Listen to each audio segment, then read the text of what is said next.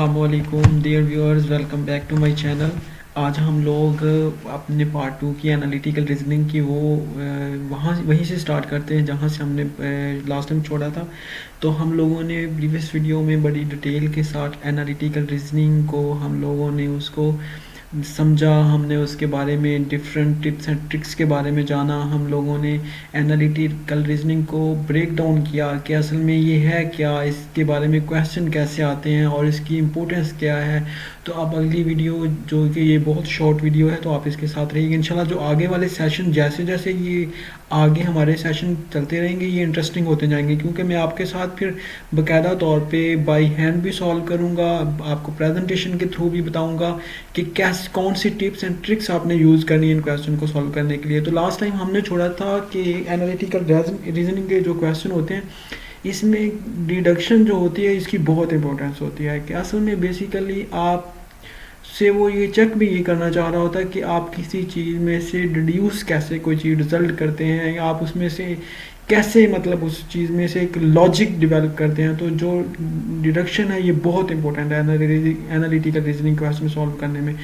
तो वो उसने इसको डिफाइन किया है कि deduction is something that we can determine to be true even though we were not given the information explicitly. तो हमें वाज़ह तौर पे अगर इंफॉर्मेशन ना भी दी गई हो तो हम ये डिटरमिन कर लें by seeing the statement and particular word, जैसे कि हमने लास्ट टाइम वो ओनली वर्ड से देखा था। तो वहाँ से डिड्यूस कर लिया था कि असल में वो पूछना ये चाहता है कि आपने प्राइम नंबर जो है 1, 5, 7, 11 उसने दिए हुए थे, तो ये प्राइम नंबर है या नहीं। ओनली मतलब प्राइम नंबर तो हमें पता था प्राइम नंबर वो होते हैं वो जो 1 और 5 अपने आप पे डिवाइड होते हैं। तो हमने ओनली वर्ड से वो एक रिजल्ट डिड्यूस कर लिया था, वो सिर्फ मतलब प्राइम नंबर की बात कर। तो आपने रिजल्ट्स को विदाउट एक्सप्लिसिटी मतलब के साथ अगर दी हुई इंफॉर्मेशन को उसमें से निकालना, जैसे कि उसने एग्जांपल दी है are triangle are 3 sided figure कि जो ट्राइंगल होती है आपको पता है ट्राइंगल एक ऐसी फिगर को कहते हैं जिसकी 3 साइड्स होती हैं। ये मैं आपको रफली एक बना देता हूँ। तो ये ट्राइंगल है आपकी, इसकी 3 साइड हैं 1 2 3। आर 3 साइडेड कहता all 3 sided figure are consider polygon. Polygon वो होती हैं कि जिसकी मतलब 3 या 3 से ज़्यादा साइड्स होती हैं, उस फिगर को पॉलीगॉन कहता है जितनी भी 3 साइडेड फिगर होती हैं वो पॉलीगॉन होती हैं। तो इसका मतलब है जो ट्राइंगल भी फिर पॉलीगॉन है। यहाँ से हमने एक रिजल्ट निकाली, यही उसने आर ट्राइंगल कंसीडर पॉलीगॉन। देखिए कितना अच्छा हमने रिजल्ट निकाला, कितनी आसानी से निकाला। तो आपने क्वेश्चन को समझना है और उसको इंशाल्लाह आपके लिए बहुत हेल्पफुल होगा।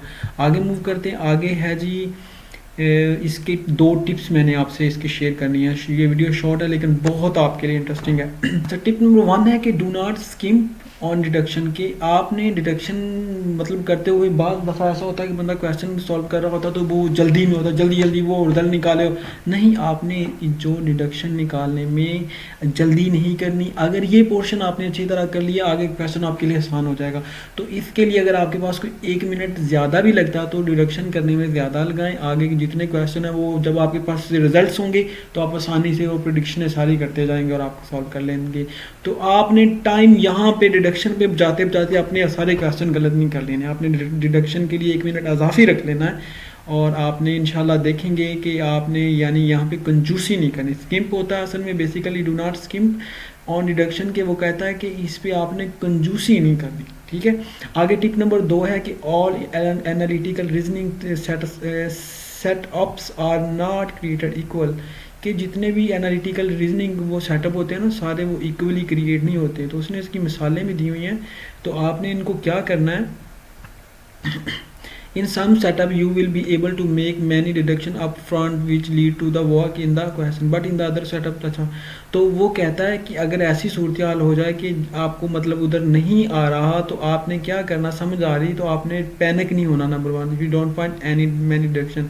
कि आपने फॉर एग्जांपल एक क्वेश्चन सॉल्व किया उसमें से तो आपने आसानी से 5 डिडक्शन कर ली थी। अब दूसरा क्वेश्चन है उसके अंदर आगे नीचे जो उसके सब क्वेश्चन दिए उनके अंदर डिटेल है, तो आप कहीं नहीं मैं यहीं से रिजल्ट निकालूंगा, तो वहाँ पर आपने पैनिक नहीं होना। अगर जितनी आप आसानी से निकाल सकते हैं डिडक्शन वो निकालें, फिर आगे मूव कर जाएं।